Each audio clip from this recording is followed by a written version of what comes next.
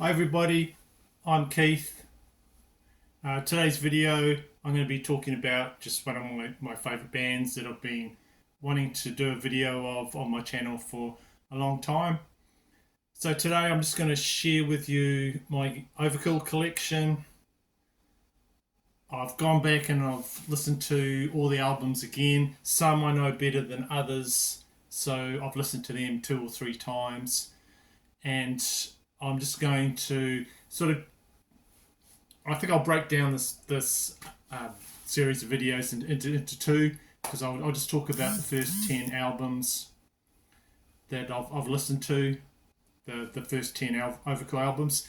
I won't be talking about any live stuff, though this is a very good live album if you have that. It just has they do 2 classic Overkill albums on in this concert, Feel the Fire and Horoscope.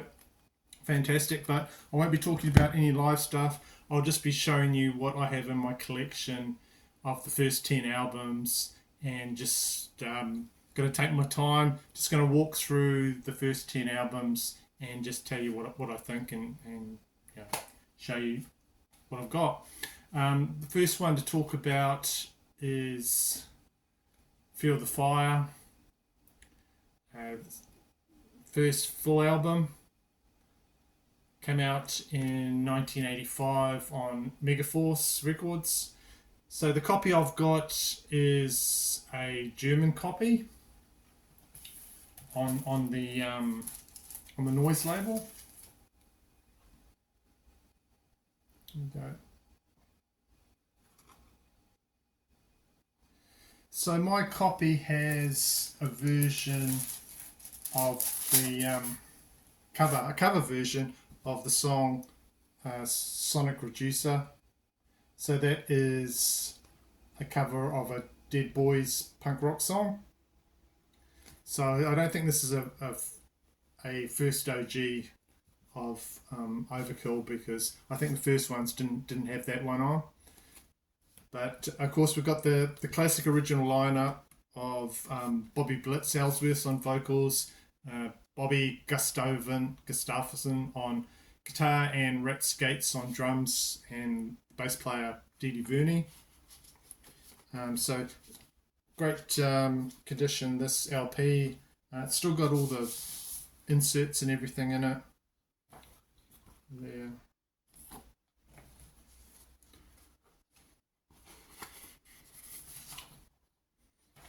That's pretty cool too. So very young Bobby at his strongest vocally on this album. No one else sings like him. Very distinctive singer. Classic album.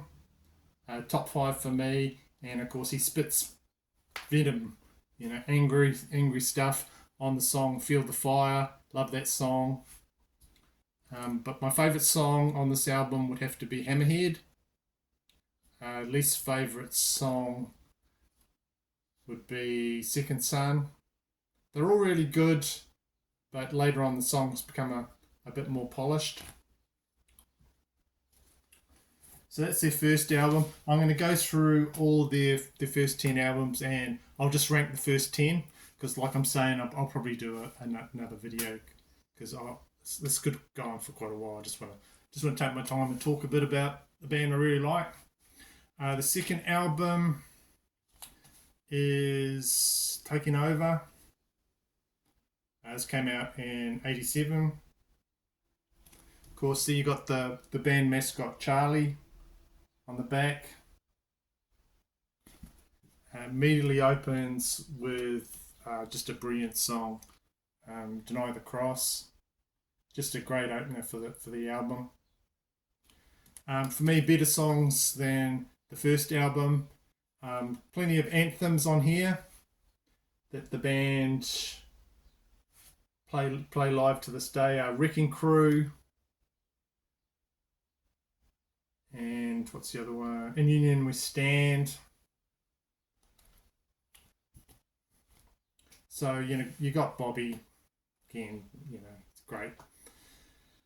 He's less rough on here than the first one, sort of more operatic stuff.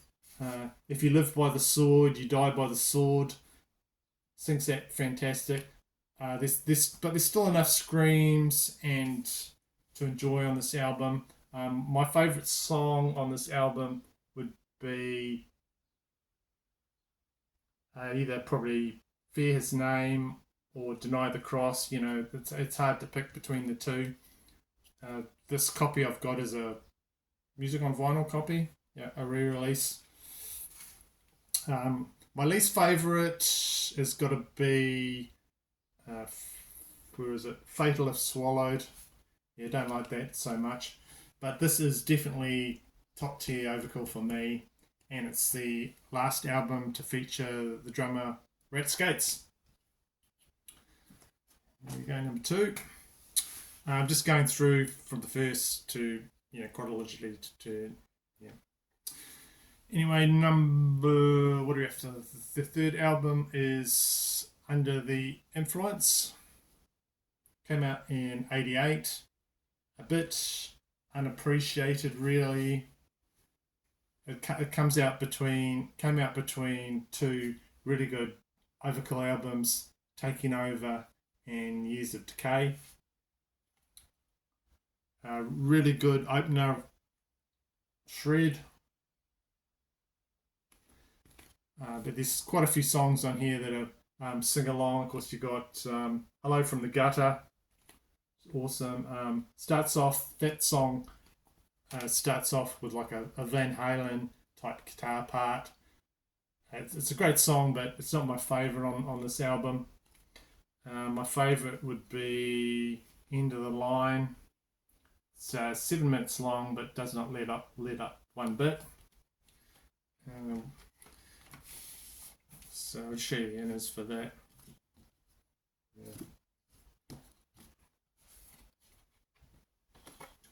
So I think this particular copy I've got here might have been in the Overkill box set.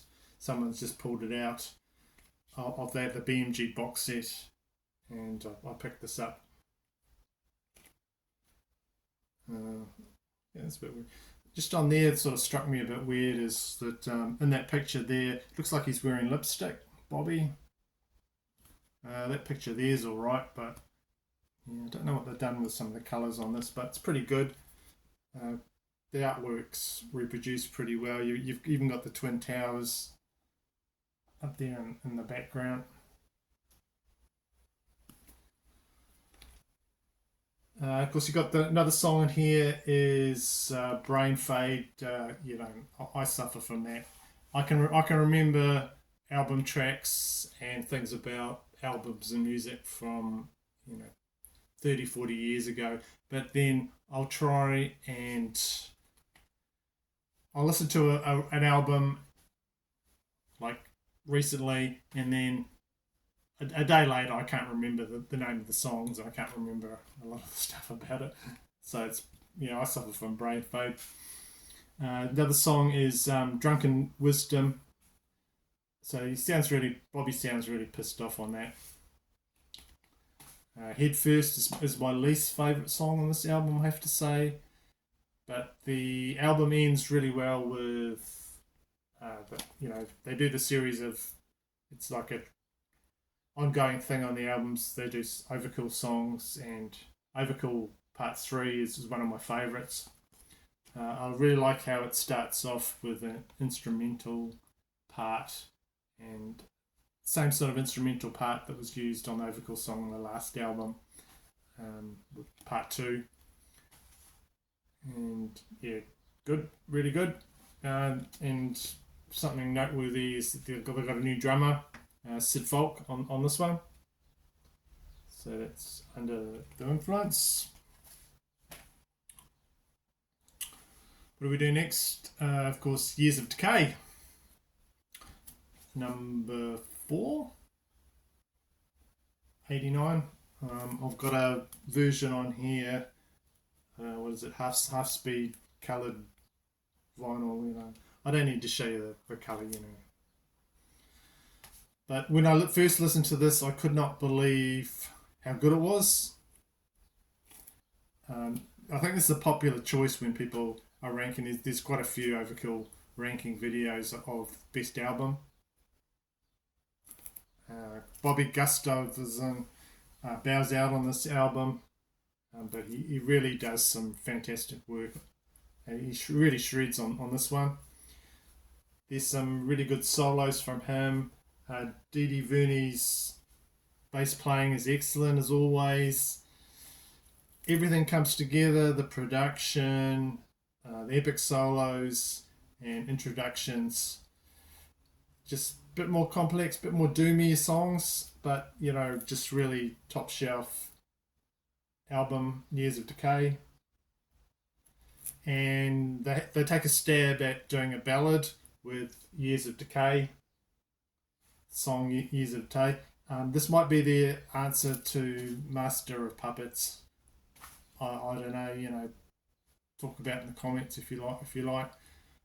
My favourite song on here is Who Tends the Fire. It's like 8 minutes plus long, but it's very eerie, and Bobby sounds just fantastic on that. And probably better on my CD copy I've got. This one, you really need to turn up the volume on it to make it sound, you know, any good. This is a recent re-release. So my least favourite song on here is Birth of Tension. It just gets a bit lost amongst all the really good mid songs on here. Evil Never Dies is another continuation, like I was saying on the last one, with songs titled Overkill. It's not titled Overkill, but it's another continuation on that. On there. So last song, that was the last Overkill song until the last, you know, that series where they talk about some sort of murder or something, until Immortalis album that came out in 2007. You know, Overkill fans know what I'm going on about. Number 5, fifth album is Horoscope, that came out in, what was it, 1991, I believe. And they got new twin guitar attack on here with this album. They got Merritt Gant and Rob Canavino. This album is packed full of atmospheric stuff, sometimes melodic, sort of doomy stuff, song structures, and then a lot that you've still got the great riffs coming in here. I'm just referring to my notes because when I listen to them, I listen to probably each album about 2 or 3 times, and just to refresh myself when I'm going through it all. I think this album flows really, really well with Coma. Starts off with Coma, and really cool introduction to that one. Just a fantastic Overkill song, that one. So my favourite song is not that one, but it's one of the slower songs, and that's Nice Day for a Funeral. And the album finisher, Solitude, is another standout track for me.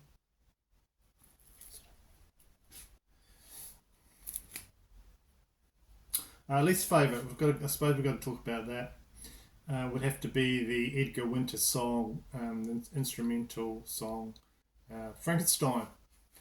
So Bobby can make a bad song better, in my opinion, just with his style and charisma, you know.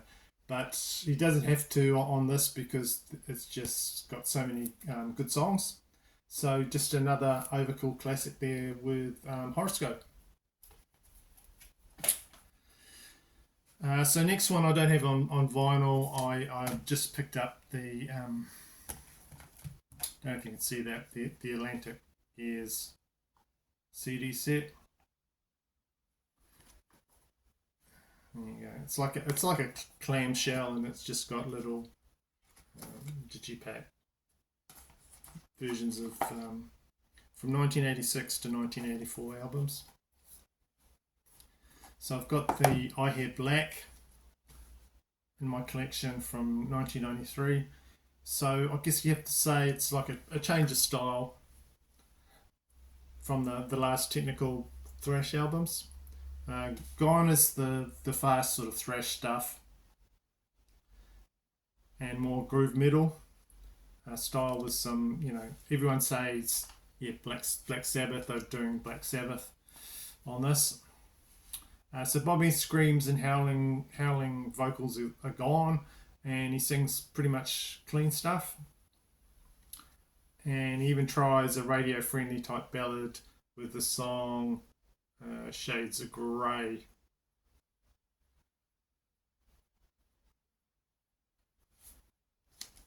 There you go. This type of experimenting would continue as, like thrash metal was pretty unpopular at the time, you got to say. So yeah, most of these bands had to adapt or die, more or less.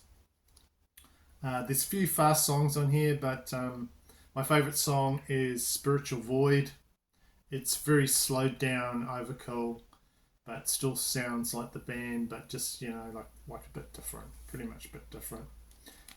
My least favourite on here is Undying. Just not a really good fit for the band, and just slow and doesn't change things up. A little bit doomy on there. So this is album's pretty divisive sort of album.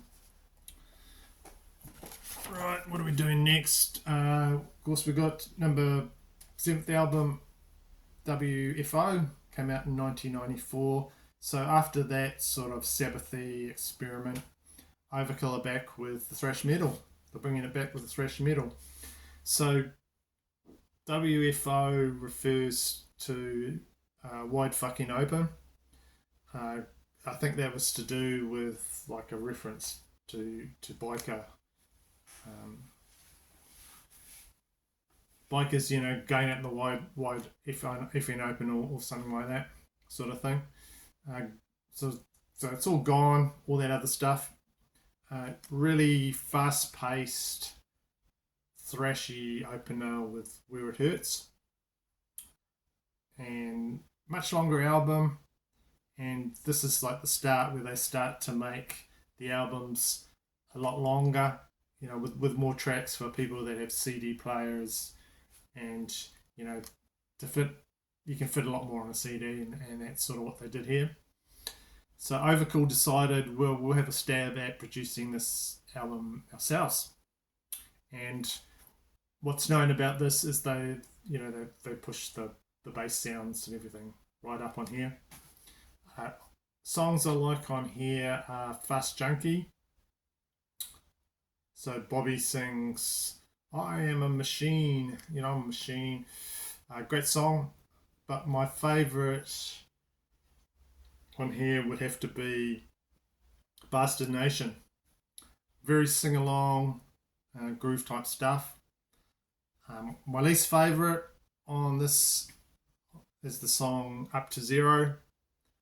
Don't like that very much. And just of note, there's also a title track in tribute to Chris Oliva from Sabotage, who died just I think it was nine months before the release of this album. Very sad. Okay, so we're getting into the 8th release, and that is the album The Killing Kind. Came out in 1996. This is one I do not have, but excuse the swearing, but I stream it, and I have listened to it a few times, 2 or 3 times to do this video. So this is the first album, I've got to say, where I just do not like the opening song. It's called Battle, and running all the way through the song, Bobby's running around, and he just throws in this weird sounding shout, yeah, and it's just pretty off-putting to me, in my opinion, and it sort of ruins the song a bit for me. So the band experimented a lot with their sound, there's like samples, sound effects, and gang vocal type stuff. Shouting, some of the shouting doesn't really work for me either. New guitarist Joe Comio, yeah, and Sebastian Marino. They slow things down. There's a lot less shredding on here in the solos, and it just keeps up with the sort of groove metal stuff at the time that everyone seemed to be doing. So my favourite on here is the song ballad, the morning after, Private Bleeding. Bobby does clean vocals, it's a bit different, and he lets John Comio sing parts as well, which I like when they trade off the vocals. I really like when singers do that. You know, one guy starts it off and then another guy sings a ballad back and forth, and I think that really works well. Least standout song for me is Let Me Shut That Up For You. Yeah, the lyrics are just pretty much rubbish, I think. So what have we got next?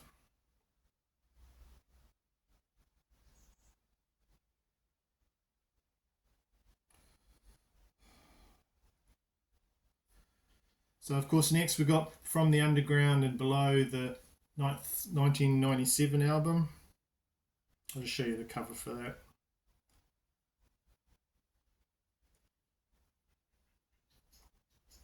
You go there, From the Underground and Below. It's just spoiler alert, this is my favourite of the three more groove metal Overkill albums. Just a heavy album, production wise, and there's a dash of industrial metal along with the heavier sort of stuff that they're doing at the time. They just did this sort of, just to keep up, make themselves relevant, and for 90s musical taste pretty much. But this one I like better than a couple of the others. The opening song, It Lives, is really catchy and it's my favourite song. The next two songs are very good as well. My least favourite song would have to be Half Past Dead. It's just hard to remember after I listen to it that song just sort of, I can't. I'm trying to think how did that go, and I can't remember. Not really memorable. The song I'm Alright. I do like when John, like I was saying, John and Bobby trade lines and songs. I think it works really well. And just the other thing to say from that is productions by Colin Richardson, so that might have something to do with sort of a different sounding album. Got in a new producer. Okay, so the next one I'm going to show you would be Necro Shine. Came out in 1999. There it is there. It's a cover. A new twin guitar attack with this album. Oh, sorry, what am I talking about? I'm just reading my old notes. Necro Shine came out in 1999. This one is different from the others in that the singer Blitz has roped his sister Mary to sing some of the backing vocals on this album. The title track has been a continual feature on the set list for the band. Really great song, Necro Shine. That's my favourite song, I have to say, from this album. Stone Cold Jesus, yeah, the song just as good. I think there's a lot of fat on this album. It could be easily trimmed down. And my least favourite song is 80 Cycles.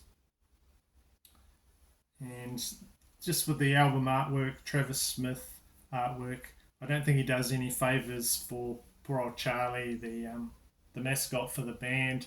Doesn't look his best. Looks a bit sad on there. Just hovering over there, like a mist or something. So that's my 10 Overkill albums. First 10. Now, they did pretty good. In like about 14 years, they put out 10 albums.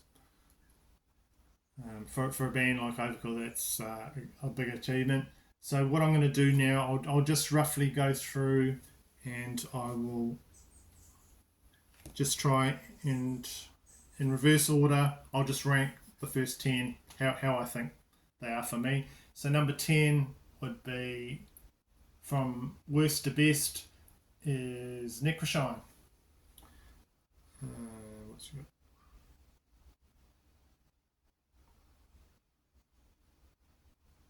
Number 9, The Killing Kind.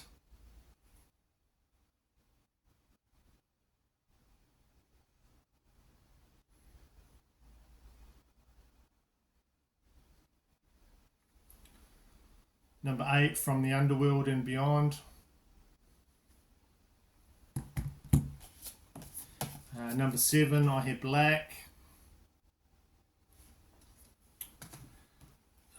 Number 6 for me is WFO.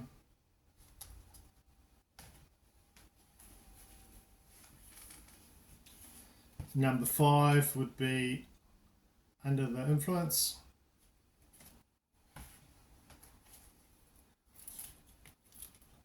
Ranking first 4 Overkill albums. Number 4 would be Horoscope.